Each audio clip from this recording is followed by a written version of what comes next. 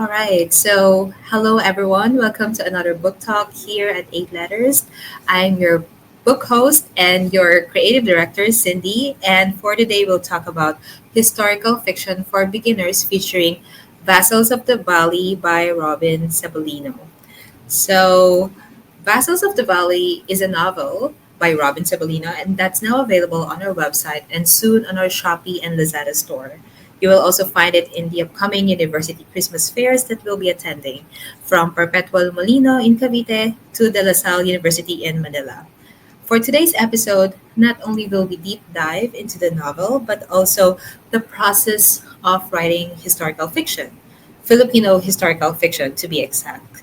And if this is a genre you'd like to explore, listen up because Robin will give us the main points. So without further ado, I'd like to welcome Robin on stage, but well, let me just show the cover right here of Battles of the Valley. And of course, you'll see Robin down there. Hi, Robin. How are you doing? Hey, Cindy. I'm good. I'm Good. good. hmm Good. Welcome to the 8 Letters Book Talk. Well, I do have several questions for you, and I think this is going to help those people who are also interested in writing historical fiction because not a lot of writers in the Philippines do that. But before we deep dive, let's talk about Robin. Who's Robin Sebolino? Okay. So who am I? Well, okay. I would say I'm more of an educator. Um, well, I have to be an educator because um, that keeps paying the bills. So that keeps paying the bills. But in terms of passion, I would say my favorite would be being with books, which means reading them and writing them. Okay. I read all sorts of books, by the way. So um, I read political treaties, history, of course, like what have you, biographies, nonfiction, and of course fiction. I read lots of novels and poetry, but I just mainly write fiction.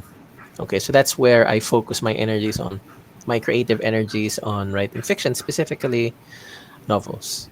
Okay, so that's what I would consider my art. Actually, basically two kinds of art. So one is the art of teaching. Okay, I do teaching in universities in Manila. So that's art number one. Art number two, I would say my more favorite art would be the art of writing fiction. Okay, so yeah, I don't know what else to say about me.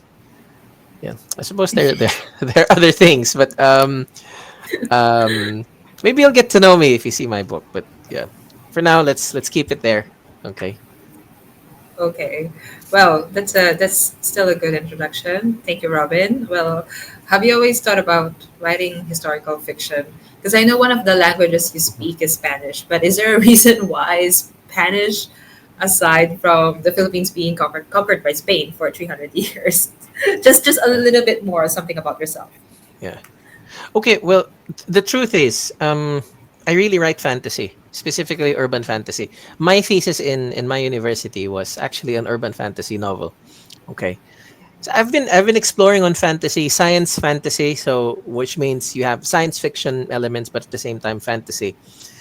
I don't know why, but for some reason, like during the pandemic, because pandemic times. I know it's not a very nice things to say, but for me, it gave me a lot of opportunities, and one of them, of course, is to be able to explore the world of books, because just stay at home and I can practically read whatever I want. And so let's just say I stumbled upon history, and when I was reading history, specifically the history of the Philippines, the things that we would normally read in schools, some of them are in Spanish, some of them are of course translated into English or Tagalog. Yeah, I noticed that um the fantasy worlds that I create, okay, the fantasy worlds that I invent are infinitely no match to the vast amount of wonder and detail in that is written in history books. Okay, so I realized, okay, I mean, it's so hard, it's so hard to create a fantasy world. You need detail, you need history for your fantasy world for it to be nice. um And maybe for practical considerations, I thought, yeah, instead of inventing my own fantasy world, why don't I just use worlds that have already been made, that I would say on their own are already magical? And that is the historical world that was the Philippines hundreds of years ago. Yeah. I thought there were so many stories buried there, like what I have here in the novel that I think we're gonna talk about. And I thought, yeah, even if it didn't have magic, even if it didn't have mythical creatures, gods and goddesses, all sorts of things that deal with a fantasy novel, the story in itself that I can create, that I can weave out of the historical setting that is the Philippines, Hispanic Philippines mainly, a little bit pre-colonial, but I mainly delve into how the Philippines changed when it got in touch with Europe. I would say that is what led me to historical fiction. Um, yeah. So I suppose what happened was I started with magic. The magic got replaced with history, with historical details. My fantasy world got replaced by a historical world. That is what happened. Well, that's one way to put it. And I think what you can offer to the table is that you have a very unique experience, very unique experience, and also unique perspective. You've written fantasy, and then now you're shifting into historical fiction. So maybe we can also talk about your research process. Okay, you've mentioned, during the pandemic, you've discovered sort of a treasure box, and but then, in my knowledge, and correct me if I'm wrong, there are limited resources on 16th century Philippines where the vassals of the valley is set in. Although recently, well, it's becoming a trend where a lot of TV series, in Philippines are kind of set like in the old days. So perhaps you can share with us as well, how was the research process? What or how did you decide what to put in, what to include into your novel, or what not to include in? How much fiction, how much fantasy, or is there even such uh, what are the things that you've invented yourself Mhm. that you've incorporated into the novel? Okay. Well, number one, since I'm affiliated with universities, I had to make use of my university resources. Okay. So one of the mentors that was assigned to me, actually, he's quite big in the theater scene in the Philippines. Dr. Paul Dumol. He's also a historian, actually.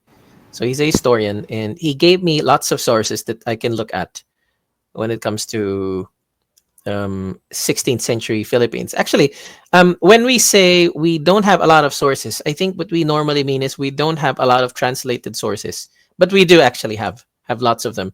Most of them are in Spanish. I would say a lot of them have been translated already. But yeah, I suppose the challenge is it's not as detailed and not as complete as how we understand history in the late 19th century, during the revolution, during the time of the Americans, because I think those are the most translated things if they were not already written in English. But we do have resources. So thankfully, at least I have a little bit of Spanish. I was able to read some of them. So yeah, with the help of the university, with the help of my, I suppose, bit of knowledge in reading a language, um, where it's written, yeah. So of course, the most important thing, you research. Okay, you read, research, you understand the world. Okay, of course, not everything will be covered. Okay, so if things are not covered, what do I do? That's where I use my imagination. That is where I use my creative liberty. If there's a gap in research, like I don't know what was the fashion, I think that's one of the more important things that really challenged me, was the fashion. What was 16th century fashion? So what I did was, if I couldn't find any in the Philippines, I had to look at other places in Southeast Asia. I had to look at Malaysia, Indonesia, because maybe it will be safe to assume that that's how people in the Philippines also looked, and the Chinese as well, who traded a lot with the Philippines. Sometimes visited the Philippines. Okay. Of course, again, it cannot be 100% accurate, but at least it gave me an idea how to imagine. Okay. That said, whenever there are gaps, I fill the gaps, the historical gaps, with my imagination. And I think that's what other people who want to write historical fiction also want to do. They read history, they do their research. If there are gaps, and probably there will be gaps, especially if um like if they are not historians, maybe they wouldn't know a lot. No, in my case, I'm not really a historian. I just appreciate it. I dabble on it, but um there's a lot for me to read. If I can find the source, I will use my imagination, and I don't mind that, because ultimately I'm not writing history. Okay, ultimately I'm writing fiction. My goal is to create something beautiful and nice and entertaining, something that's beautiful to read. Okay, my goal is not to uncover historical truth. I borrow things from history, but ultimately it's my imagination. It's the structure of storytelling that I abide by, that I follow. Okay, so yeah, how do I make my creative decisions? Um, I write rather traditionally. I follow the traditional storytelling structure, the adventure structure. I'd follow that. Um, I would normally start my writing process again very traditionally, starting with a character. My characters are, of course, designed after the historical influences that surround my novel. So, like my main character, he's a pirate. Okay, so what would be a 16th century pirate in Southeast Asia? My character design will be based on that, based on the conditions that would enable, or that would give rise to a certain kind of pirate. Okay, so yeah, I suppose I've covered. Did I miss anything in your questions? Yeah, all good, Robin. Thank Okay. you. Yeah. Just a little bit of add on to that. Sometimes with so much research that we do for the books that we write, it can easily, we can easily feel paralyzed. So it's also good to have a little bit of balance in incorporating different elements, like realistic elements versus things that you you like from your imagination. So yeah, just just a little bit of tips as well for our viewers. Let's talk about the first few pages of the book now. Let's talk Mhm. about Kalag, the main character in the story, who was a pirate before settling in Nueva Avila. So this is kind of something new to me. A pirate. Can you? I mean, a pirate in the Philippines, 16th century Philippines. Can you describe the main character and what's so special about Caleb? Okay, so let's start with the historical background. If you're familiar with One Piece, okay, I Yeah. think a lot of people are familiar with One Piece. Mhm. The Philippines at the time, at least based on the accounts of the Spaniards, maybe a bit of the Chinese, the Japanese. I don't read Chinese and Japanese, so I'm just really guessing here. But based on the accounts that I've read, the Philippines was actually like the world of One Piece. Like it's pirate infested. No, Oh, there's really lots of because pirates. Yeah, we're because a bunch of there's so islands. many. Yeah, lots of islands. And in fact, I think it's also pretty common for barangays before to raid one another. No, like a barangay from Cebu, sending a fleet of balangay to maybe raid someone in Bohol or Samar, something like that. That was the world at the time. Okay, specifically for my main character Kalag, where did I get him? Okay, so there's a group of Japanese pirates. I believe they're called Woku. No, they're called Woku. So the Woku pirates, they are like most pirate groups at the time. They're multinational, very international group. They're mainly composed of the Japanese, the Chinese, some Koreans, and of course the Filipinos, because they are mainly based north of the Philippines in Apari. No, so Apari at the time was a pirate stronghold. Okay, like a pirate city. So they were there. No, actually, you can find this on Wikipedia. There are other sources that will also verify this. Okay, so what happened was, and then Spain arrived and they wanted to take over, to control certain places. So they sent a number of conquistadors to the tip of Luzon, northern Luzon, and there was a battle. Obviously, the pirates won't let go of their city. The Spaniards were there. The Spaniards who, and by the Spaniards, I mean a handful of Spaniards, plus maybe a lot of Visayans, Tagalogs, and Kapampangans. Okay, because these people they work with Spaniards a lot at the time. Like if they were Spaniards, maybe what 500 soldiers. The rest would be the natives of the land. Anyway, they went there. They fought against this group of Woku pirates. The Woku pirates got dislodged from the north of Luzon, and Spain started establishing pueblos. So one of the pueblos established was Nueva Segovia. Um, I think it's still there. Um, Nueva Segovia is still there. I don't know what they call it now. Okay, but it's still there. I wanted to use Nueva Segovia as the setting of my novel, but I thought I wanted to take liberty, so I invented Pueblo. I called it Nueva Avila. Okay, that's what I did there. Mhm. So that kind of invention. My main character, Kalag, historically, I thought that it would be nice if he came from this defeated band of pirates. Um, Defeated band of Woku pirates. Okay, and because he's a native of Luzon, and like his pirate boss got defeated, got driven away. Now he's thinking, what am I gonna do now? Okay, am I gonna look for a different pirate lord? Shall I explore the world?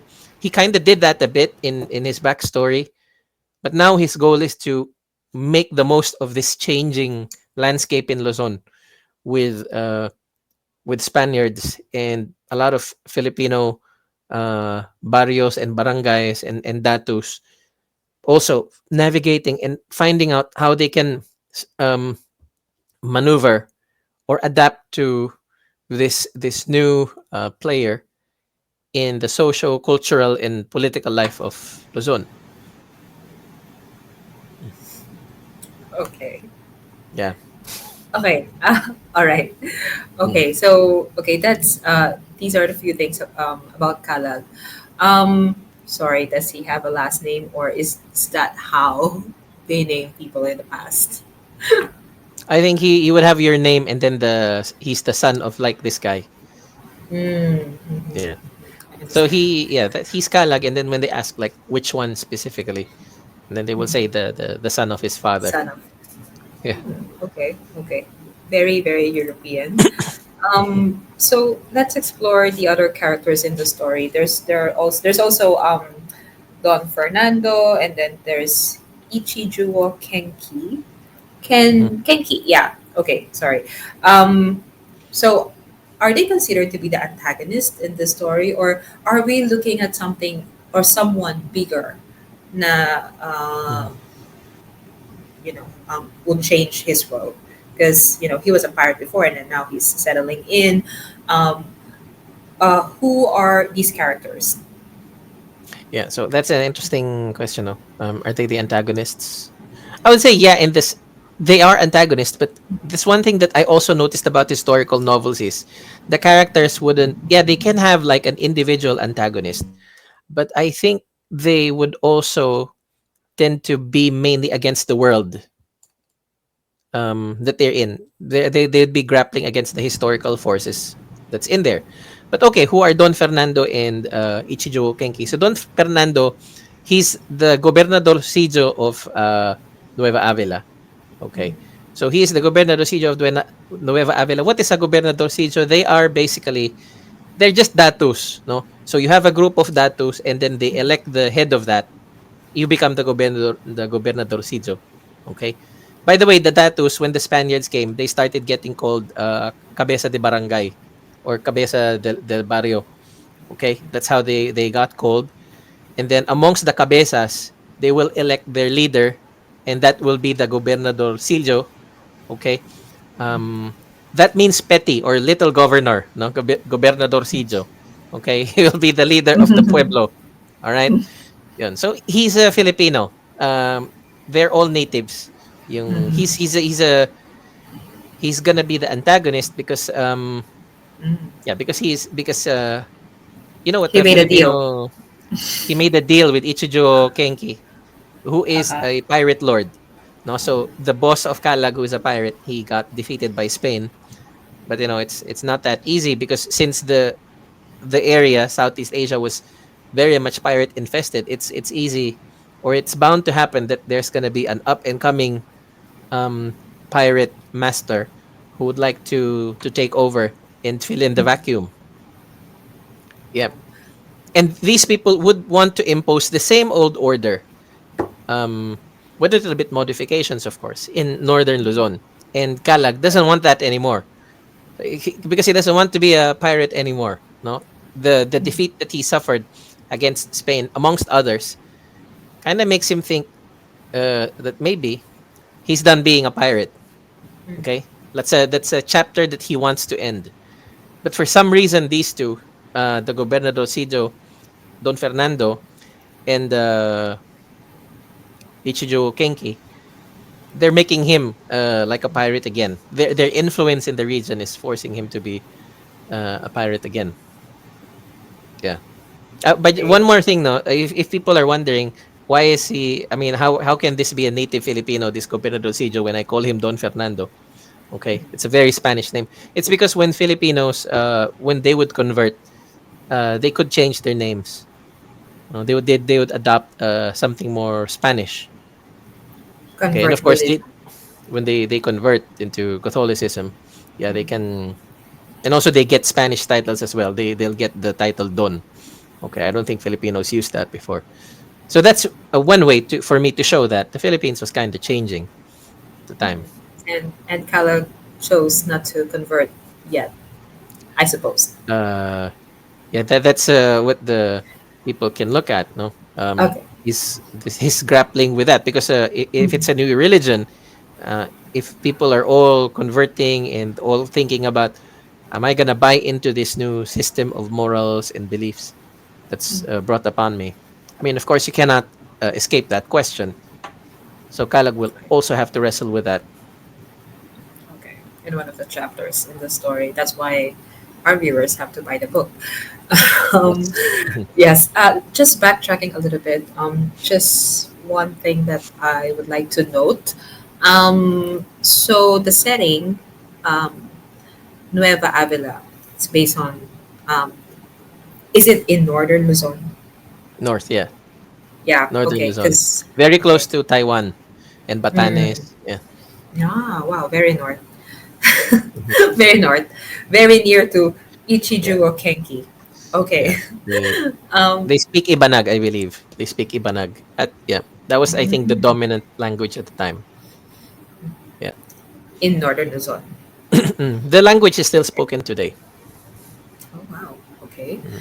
Um, okay. Speaking of languages, how did you showcase the dialogues in this novel? Because from what I read, you don't use. I mean, the novel is written in English, of course, but you don't use any Old Tagalog words, and that's kind of common because I've read novels before that are like historical fiction, and you could because you've watched it in the movies and that's how you imagine um, how they would use the old Tagalog or no not I'm not sure if it's even called Tagalog. Again, please correct me if I'm wrong, but I just didn't expect the dialogues to be written in how should I put it? Well, in English equivalent, it's not Old English. Let's just say that. But I saw how you use the accent ha, or would you think that is acceptable in writing historical fiction? Yeah, I think. And if the novel, okay, good, good. And if the novel is written in Tagalog, I would imagine the tone would change as well. Maybe you Mhm. can share some thoughts about this. Like, did you have any dilemma um, when it comes to writing these dialogues? Well, it's when it comes to dialogue, I would say it's what I did was to simply think of how Filipinos would culturally speak. So if and how do Filipinos normally speak? Um, whether we speak English or Tagalog, we're not very straightforward. I think. Um, like I remember I was giving Tagalog tutorials to a British guy who was working to the Philippines, and he said that of all Asians that he's met, the Filipinos are most notorious in saying yes when they actually mean no. So Really? I think I think that says something about the Philippine culture. So if so at least consciously, I made my dialogue um, reflect that cultural trait of Filipinos, that they don't want to offend people, even if they are rejecting someone. They will not directly say nope, I'm not gonna help you. They're still gonna say they will help you, but you get hints that this person is really saying no. You know what I mean, right? Um, you are Yeah, saying yes, but really no. we invented the yes. Yes to Yeah. everyone. Yeah, you say yes, but actually there are hints that this person is saying no. Okay. Um so that's what I got. The cultural quirks of Filipinos when they speak. They're not very direct. They don't want to offend you. Um and I think that's an interesting thing. Okay. Um like just to use one example, just to clarify, what do I really mean by this? You know, in a meeting, like how would a Filipino, maybe this happens in other countries as well, how would a Filipino boss reject your proposal? They wouldn't say directly that this is rejected. So your boss and everyone else who disagrees with your proposal will go something like this. Now, I really like your idea. It's just that we need to do this, this, this, this. So in effect, they're making you feel that it's very difficult to implement whatever you're proposing, and that they probably don't have the resources and the intention to support it. Something like that. No? So we like the idea, but the problem is there's a challenge in doing this, in fulfilling this requirement, in finishing this, or in knowing where to start. Yeah, things like that. So they're not gonna say we're not on board. No, they're not gonna do that. That'll be too strong of a no. Okay, so they'll do something else. Yeah. Um. So yeah, I didn't use Tagalog. Rather, I used at least how I understand the Filipino sensibility when it comes to language. Okay. Um. What else was there? Yeah, actually, my main character, he doesn't know how to speak Tagalog, because I didn't think at the time Tagalog was a very important language in the islands. So he was just speaking Ibanag in his region. My character he's multilingual. I made him fluent in Chinese, in Japanese, because he worked with Woku pirates. He speaks Ibanag as well. That's his native. He speaks Bisaya, because I would imagine there were lots of Visayan people who would travel around the world. So he probably met them. Tagalog, yeah, he doesn't know how to speak Tagalog actually. This main Wow. character, yeah, based on my research also, the lingua franca of trade in the region at the time was Malay. So he speaks Malay, no? So my character is polyglot. Wow. Yeah, Very much like you, Robin. yeah, Well, I think that's a good glimpse on how one should write historical fiction. All the research, all the things that you've incorporated in it. Of course, you're not being literal here. When they read the novel, it's still written in English, but again, the sensibilities, the things about the Filipino language, or the Filipinos, during those times, obviously you have put those elements in. So I feel like we should have a longer workshop for historical fiction. But again, yeah. this is a book talk, and we try to keep it within half an hour. So thank you Mhm. very much for sharing your knowledge and creative process and how you work on Vassals of the Valley. But one more thing, actually, two last questions. Firstly, why do you think Filipinos should read your novel? Um, well, I think it's because number one, it gives you at least my vision of what history is, and um, it's an adventure story. It's about the experiences of a person who just wants to find a change in his life, no, because he's so frustrated with his old life. I think that's something that people can resonate, and yeah, I would say it's mainly that there's human connection that can be made. human historical connection that can be made um, when you read the story. Great. Okay. Yeah, that's very enticing, Robin. And of course, we'll put in more description about the novel as well. Once again, I want to remind you guys that the novel will appear in the upcoming Christmas university fairs that we'll be attending. Hmm. University of Perpetual in Molino Bacoor, Cavite, and there's also the LaSalle University in their Hmm. annual Christmas fair. Um, anyway, so to all the viewers here, FYI, Vassals of the Valley is a part of a series called Crusaders of the Orient Saga. So with a second book coming out early next year, how's that going, Robin? Um, it's mainly logistical. The issue is mainly logistical. How to print, where to print the books. Okay, where to print the books, where to launch, Mm, the date. Okay, gathering audiences. I suppose if the audience got interested in by watching this book talk, I mean, we'll be posting where definitely, and I think the channel of 8 Letters will be able to have details about it as well. Yeah, yay! Khaled will still be on the second book, right? he has cameos. Yeah, he has cameos. The stories are not strictly linked, but he'll be there. Oh, Amazing. Great. Thank you so much once again, Robin. I okay. hope to all the viewers here, you've learned at least a thing or two on historical fiction. And once again, please don't forget to get a copy of Vassals of the Valley from our website. Thank you very much. Bye, everyone, and see you on our next book talk. Bye bye.